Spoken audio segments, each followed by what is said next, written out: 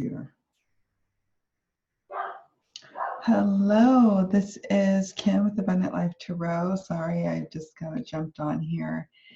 I am excited to be doing part 2 of my depth year check-in. This is my 6-month check-in, and we are going to take a look at my collecting habits. I am putting all my business out here, but it's with good reason, because I feel like sharing about my collecting experience may help others, help other people put things in perspective for themselves, and it helps me to hold myself accountable to certain things that I'm trying to accomplish through my depth years. So I'm excited. All right, so I'm kind of got 2 cameras going here, not 2 cameras, but I have my webcam right here and then the laptop, which is looking up at me. So please forgive me if I keep kind of looking all over the place. I'm getting used to this whole setup. Okay, so the analysis, we're going to switch screens and we're going to go to, all right, let's share. Now we are looking at, I hope it lets me, I hope it's showing me as well on the screen. I don't know if it is or not. It says you are sharing the screen. Oh, well, maybe if you don't see me, that's okay. So let's look at the tabs that we have here. This, you guys, is an overall snapshot of my overall spending for Oracle, Tarot, Lenormand, and then the totals that from the time that I actually started tracking my spending. Okay, so here's what we've got going on, and then this is the grand total, the $4,191.03. It says here 2020 total includes 2 decks, Oracle and Tarot, that are for business purposes only. And then 2020 does not include the pre-order total for the Stories Oracle that I backed. So that 2020 total does not include that. I don't include pre-orders. Well, I'll show you something in a moment, but typically I don't include Kickstarters and pre-orders in my totals until they actually come into my house, because until they're in my house, it's just, we don't know if we're going to actually get it or not. So there's that. So if you look here, you can see that in 2016, I started tracking my spending habits with my tarot. And it's not my spending habits. Let me stop saying that. It was really to make sure that I'm tracking for insurance purposes' sakes. For example, like my insurance background kind of calls for being prepared, being overly prepared. And it's just nice to keep a record of the decks that I had, because I didn't want to make any duplicate purchases. I wanted to just have easy access to what's in my collection. So I think it was September that I started tracking. I threw down my Gilded Tarot amount here because I know for sure I got it that year in 2016, and that was the one I was using heavily to learn like the nuts and bolts of tarot. And then Oracle, I've always felt like much more comfortable with. I'm like the opposite of most people. Like I came to divination by way of using other divinatory methods like playing cards, even postcards, and just my own ability, my own intuitive abilities. So it was later that tarot was introduced into my world. So we have here $164.63 for 2016. 2017, we have Oracle, I spent $459.56 on. Tarot, $564.35. And then for a whopping total of $1,023.91. 2018, we see an increase overall here of $1,326.64. You can see here how, and this is the year I really kind of was like, let me check out Lenormand, let's see what's this all about. But as you can see, I didn't really buy it before or after 2018 Lenormand decks. And that's because I tried to do Lenormand differently than I did with my Oracle and Tarot. So I have the decks that I need, in other words, for my Lenormand collection. In 2019, we see an increase to $1,439.82. And I spent heavily on Oracle that year. And it was looking like, yeah, Tarot won it out in the first, like in 2017 and 2018 and 2019, it was all about the Oracle for me. And then in 2020, when my death year started, we have on the board $236.03. And that total does not include yet the Stories Oracle that I backed, and more on that later, on me backing that deck. So this is just an overall snapshot, you know, of the dollars and cents in terms of how much I've spent since I've started tracking. And then we have the year-over-year total number in dollars. Now, I was able to finish this little table here. Maybe I might, yeah, I was able to finish this one. And then we have here, I wanted us to kind of look at year over year what I was doing. Down here, we'll talk about this right now, and then we'll go back up here. But down here, what my plan is by the 12-month, the 2020 death year 12-month check-in, which will be in December of this year, I want to have filled this all out, completed all of these totals, so we can look at it like year over year, like how much I would have spent in June in 2017, 2018, 2019, and do like a comparison. And I like to just do comparisons kind of year over year, seeing where I was at. That's how like nutty I've gone with this, guys. And so I'm not done with this yet. I just started working on these little tables here.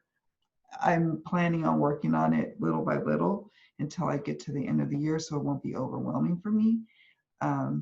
It shouldn't be overwhelming. It's just that kind of toggling back and forth is a pain. I should make my kids do it, and they better be accurate. I should make one of my kids do it as a homework assignment. It's an idea. I do that.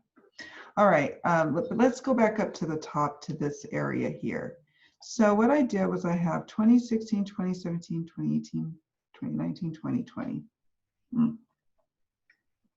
These are total number of decks that I purchased each month of those years. So we have September, I purchased a deck, October, a deck, November, it went a little crazy and I got 6 decks. Then we got 1 deck in December of 2016 for a total of 10. Look down here at the bottom, we have 37, 50, 55, and then 18. Don't worry, folks. I know that looks alarming for my 2020 death year, but as you see over here, I mentioned 2020 includes 9 gifted decks. So, and the other 9 decks were part of like my wish list, and that was criteria that I allowed for my terms and conditions of my death year. So I think only 2 of the 9 were decks that I broke the rules. So I think that's pretty good considering, you know, so I'm doing my best, guys. I'm doing my best. But 2017, I had 37 total that I had purchased throughout the year. Then it increased like a lot to 50 in 2018, then by 5 more in 2019. And so you could just kind of see here, and I'll show you something interesting here. You see here in March of 2018 and 2019, and maybe I guess even 2020. These are the years I went to the Tarot Symposium, the Northwest Tarot Symposium. So we have 2018, 11 decks, 12 decks in 2019. I didn't go in 2018. Let me think. Yeah, no, I didn't. I didn't go in 2018. I just was shopping like a fiend. And this also, just so you all know, correlates with the time that in my prior career, my prior job, I would get my yearly annual performance bonuses. So usually I would just go all crazy. It didn't matter what I was collecting. If I was collecting designer handbags or something like that, who knows? I don't collect those things anymore. My tastes have long since changed. That's been like probably 18 to 20 years ago. But you know what I'm saying? Like, if it wasn't tarot decks, it would have probably been something else. But yeah, so you can see I was well on my way to moving on up. And so I needed to do the depth here, I thought and felt in my spirit, because I was like, ooh, you know, I loved all the decks I've acquired. There's a couple that I would really like, well, I'll show you guys in a moment in this other part of the spreadsheet, but, or this book, I should say. I love my collection, so I'm happy with it, but you know when you sense it's like something needs to happen and change, so I wanted to usher in the change for myself. So that's why we have this here. But I have been tracking since 2016, all of my deck purchases. And I really try to, as soon as I make a purchase or as soon as I receive one as a gift, I try to put it on my log. And I have this on my Google spreadsheets, because if ever, God forbid, something happened, wooden desk, if ever something happened, then I could easily access it and provide information to my insurance company. I'm always thinking about that. Easily and effortlessly, where they can easily compensate me for my debts. All right, so let's move on to this next part. This is my tarot collection. I have tracked it by name, as you can see. I have a count of 64. I indicate whether or not they're gifts or if they're out of print. Date of purchase, purchase month. So sometimes I'll do pivot tables or I'll do graphs because I'm a nerd. And I like to just do that. So I like to have these little purchase months, and kind of, it helps me to gauge easily how many I purchased for a month. We have the store where I made the purchase from, or if it was a gift, I may say it there, like here, gift. Publisher, who is the publisher? Was it self-published? Was it a US Games deck? Was it Los Scarabeo, Hay House? Who published it? The price or value. I'm going to make a separate column for price, or the amount I paid. If I paid 0 because it was a gift, that's what it's going to be. And then I'm going to have a value next to it. So I'm going to create an additional column, but not today. That'll be for some other time when I have time. And edition, I put mass produce, first edition, if it is first edition, second edition. So yeah, have the edition. And I love having filters, because then I can easily like look up different things. And then I put here potential giveaway. What I mean by that is, are these potential decks that I would be willing to give away, or potential decks that I'd be willing to sell later? So I put no or maybe. I have quite a few maybes, but lately I think I need to go through here. I think that may have changed. Some of them I've actually started using. So, and then I'll have comments here. Here are my comments where I put whether it's like rare, or it was a Kickstarter, or if it was it's now out of print. I don't know why I say rare. It's not always rare, but I don't know. We have, I put workhorse deck, retail. This is business use only. That's very important for my tax purposes. And I really use the deck that I say that is for business use only. It literally is for business use only. I do have like a handful of decks that I don't use for myself. They are always just for client readings. So I have gifts. It's a little notes. As you can see here, I list how much I've spent to date. For my tarot deck, so that's here. Same for Oracle. I have those. I have comments here. I don't have as many comments here. Oh, yes, I do, down here. And I have, like I said, it's nice to just be able to filter. I have a lot more Oracle. I have 96 Oracle. I've always had more Oracle than I did Tarot. For the longest time, I was really selective about my Tarot, and more often would try to get the independent Tarot decks because for some reason that's just what I was called to do. Now, not so much. But I always feel like Oracle is, so Tarot is the main entree, and then Oracle kind of comes in and kind of helps like to fill out that meal that you're presenting. Is how I look at it. It's just one of the beautiful analogies. It's not a beautiful analogy. There's many other more beautiful analogies is what I'm trying to say. That kind of describes how the magic of Oracle and Tarot works together in a reading.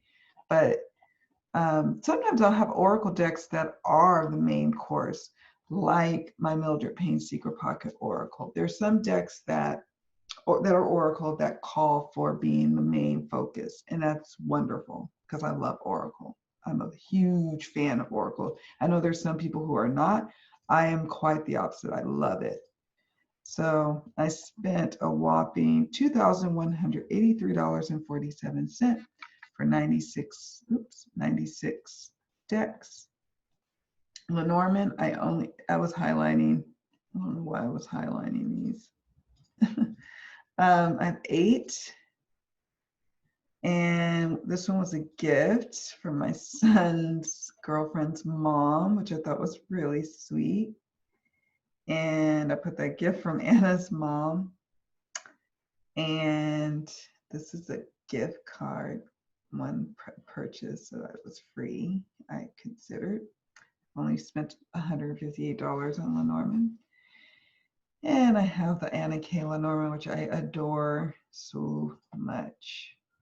Out of all of them, I use that one the most, I would say. Okay, pre-orders. So I'm just going through my tabs here on my book. This is my book here. You guys get to see all my business when it comes to my deck collecting. So I put my Kickstarter that I just backed that I mentioned earlier to you guys about the Stories Oracle. I knew that this was one that I gave myself a pass. I knew about this a while back, that I would be contributing, helping, like write the meaning for one of the cards. So obviously I'm gonna want that deck in my collection. And so I backed it on Kickstarter, it funded. So right here we have, I put comments legend, either it not yet funded, meaning it's just kind of in the beginning stages of the funding, or maybe I just heard about this potential Kickstarter and now I'm going to go ahead and fund. Like it's going to go ahead and fund now. It's funded. Yay! So then I change it. So love that I have a tracker for my pre-order decks. Now, this deck, the Bone Stone and Earthflesh Tarot, I actually have it tabulated and counted in my tarot pending of decks like you saw here. Let me go here. Let me go back up here. Where is it? There it is. I don't normally make that a practice now. Normally, if it's a pre-order or Kickstarter, I don't put it to this particular spreadsheet until it actually until I actually not just funds, but actually gets into my door, like in my hands. So I have the Bone Stone there, and it's here. So I track my pre-order decks. You can see I purchased it July 12, 2017. The release date that I have listed here, I think it changed, but I put the one that was like the hard and fast one. The release date was December 25th, 2018. I put the purchase amount, and I put an Etsy pre-order. And I think at the time, that's why I was like comfortable putting it on my spreadsheet. But now, even unless it's like someone who's had a prior, like, what am I thinking of? Creators who've made several like decks and they just have another edition, maybe the 4th edition is going up on pre-order, I will go ahead and add that to my collection list because I can trust that it's going to go through. And then Stories, it just funded. So that's why I changed from not yet funded to funded. So yeah, so this will be moved off of the pre-order. Once they get into my hot little hands, they will move into the pre-order, not pre-order, they'll move into the main part, the tarot and oracle tabs of my spreadsheet. Can't talk right now for some reason. The next fun part is deck wish list. Okay, guys, this exploded when my death year arrived. I will be perfectly honest, when I had a deck wish list, and I did, and it had all these columns here, I would have maybe 2 or 3 on my deck wish list at a time at most. Why? Because I was buying up the decks. I wouldn't wait. Who's waiting? Not I, said the cat. But death year changed all of that. So what was happening was my pre-order list shrank all the way down to just the bone stone at one point. And then recently I just backed the, very recently, the Stories Oracle. So that shrunk, but normally in 2019, the pre-order list would be a lot larger and bigger and robust. And the wish list was like very little. Now it's the opposite. It flipped. And now, oh my goodness, guys, let's take a look. This is going to be the fun part. So I have 24 on my wish list. I have a Lenormand that I missed out. So there were some decks during this year that I did miss out on that I was a little sad, but I'm confident that I'll get my hands on it when the time comes. So that's, and let's look at very likely that I will add to my collection once my death year is over. So let's filter that. Let's do that. Very likely.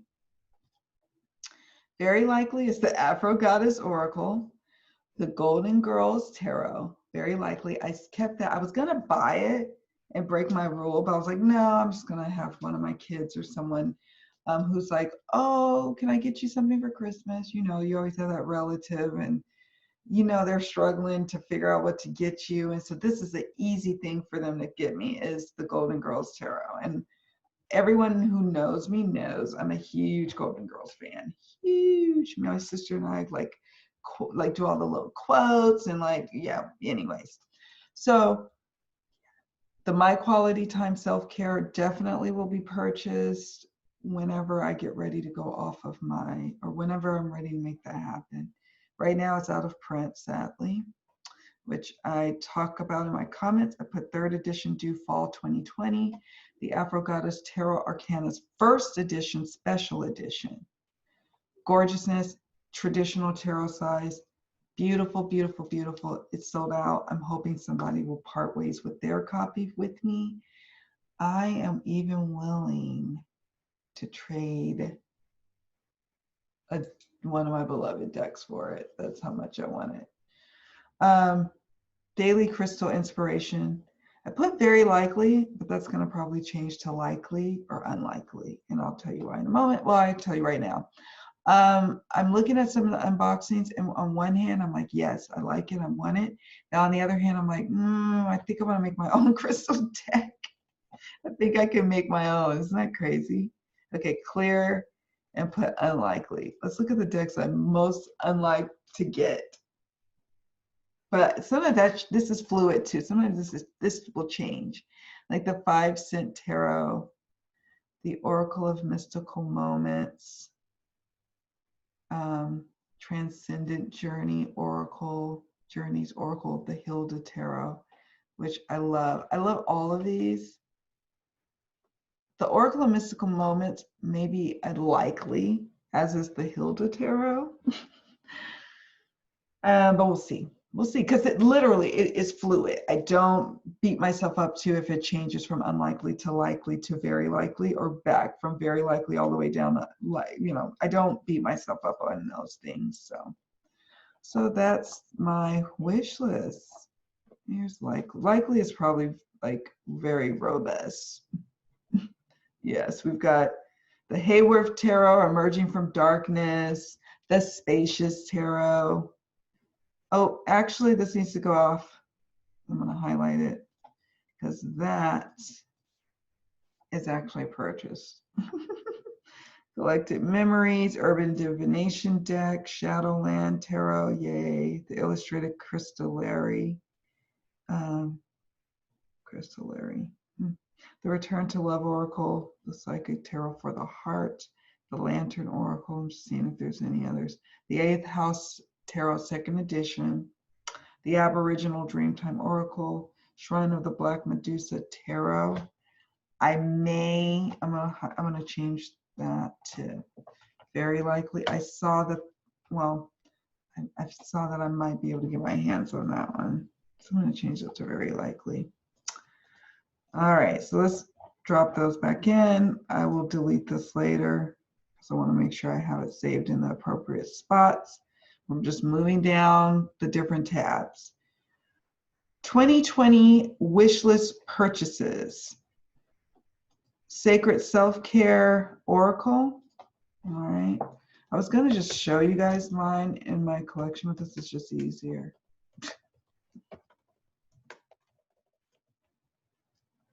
It's just easier.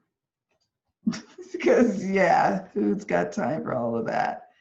It's this deck. I love this deck. I don't know what site is this. What's Etsy? Which is interesting. So, wait a minute. Someone's selling this in Sweden on Etsy. I know right now it's currently out of print, their Hay House, but I think it's just a printing issue, you know, like with the COVID-19, making it difficult for publishers to really get things cranking out. So I wouldn't be paying $45.70 if I were you all. I would wait. It's going to come back in print if it hasn't already. So this is what I got. Let's go back.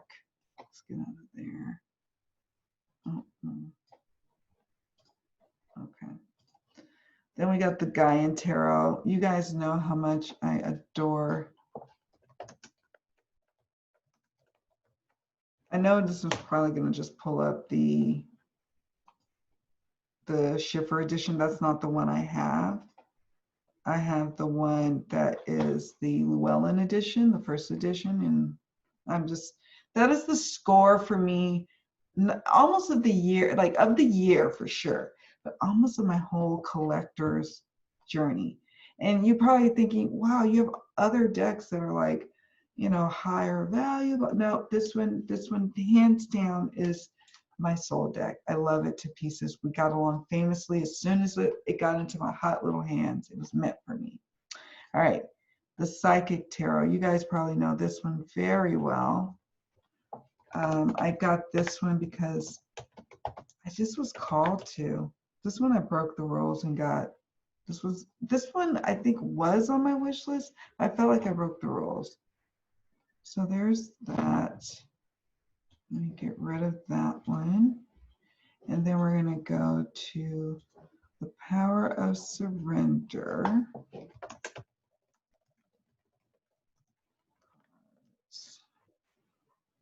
This one. Yeah, like this.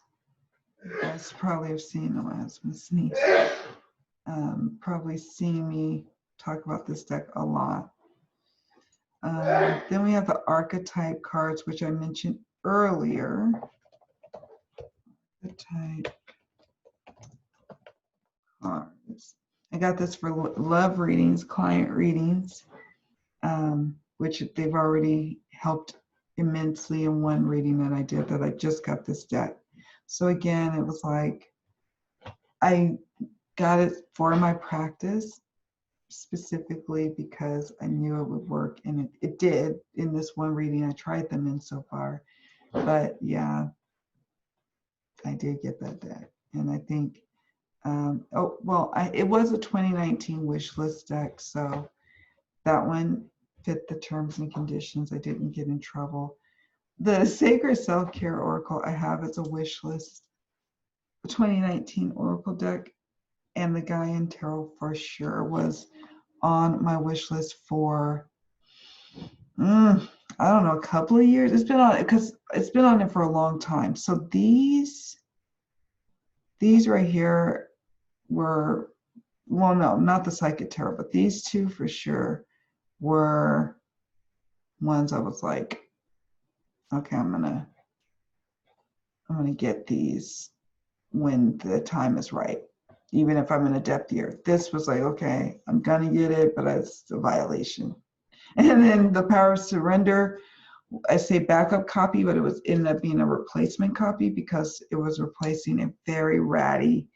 The copy that I had for the Power of Surrender was ratty. It was just, guys, it was just beat up, water damage, gilding all jacked up, just not good. So I'm retiring one and getting this one. So that was also allowed for the terms and conditions.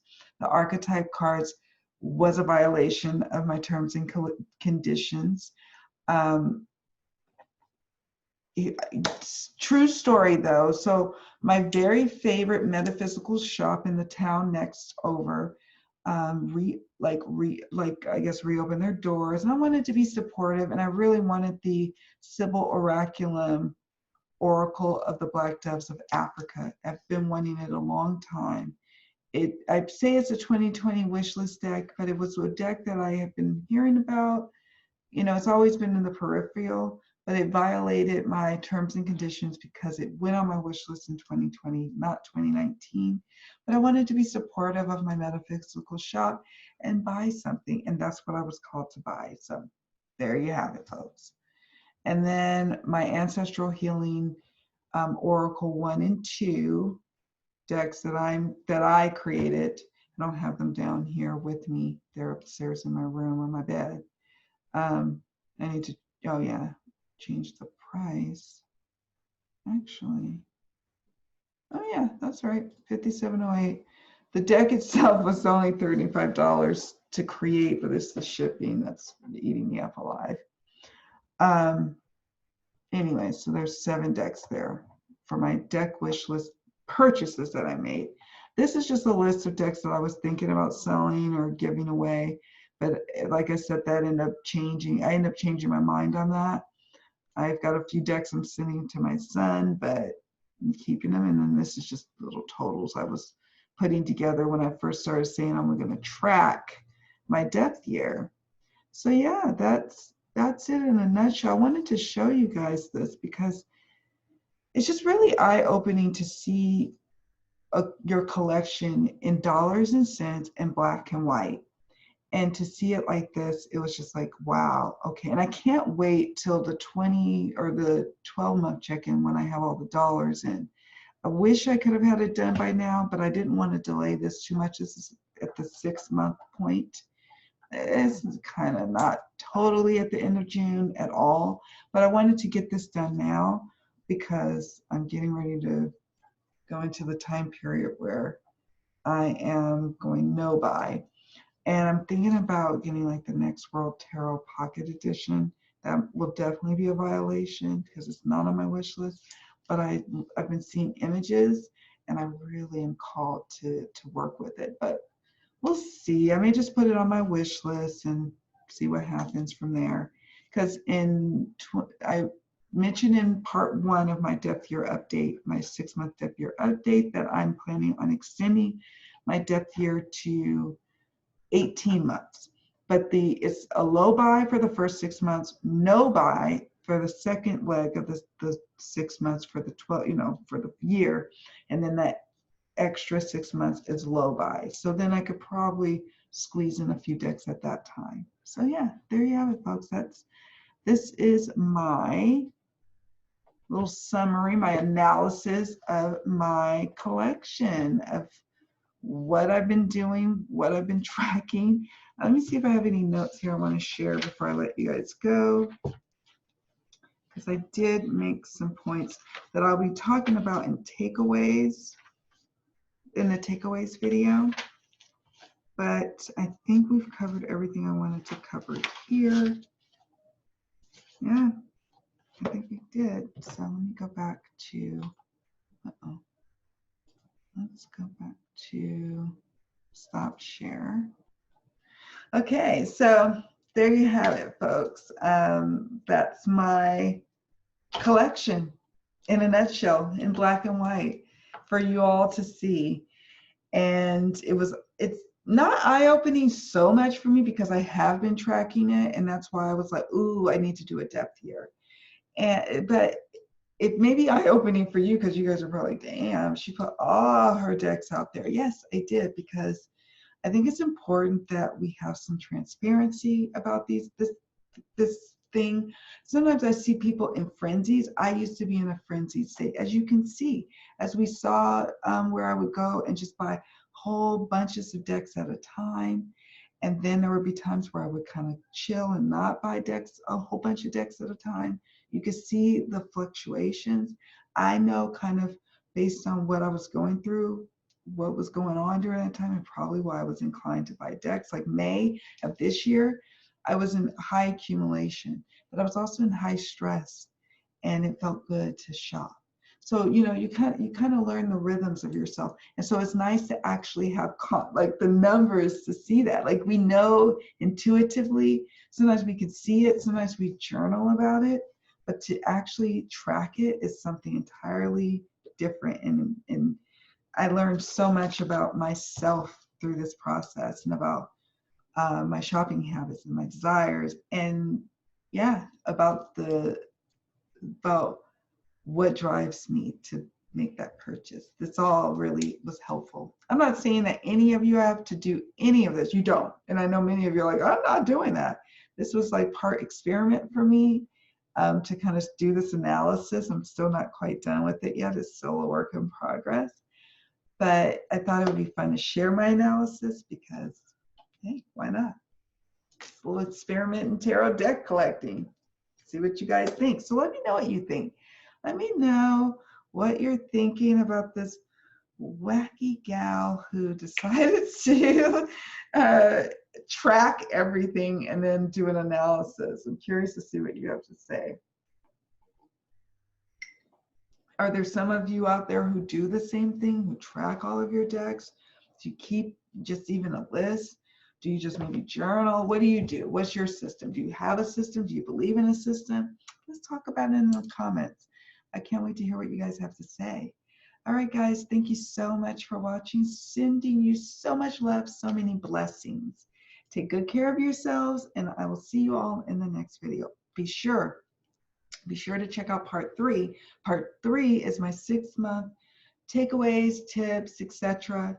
from this whole little experiment I'm doing. So check that out. And also, you might want to subscribe so you can be able to be notified of when these videos are coming through. So be sure to subscribe, like, and comment below. Bye, guys. Take care.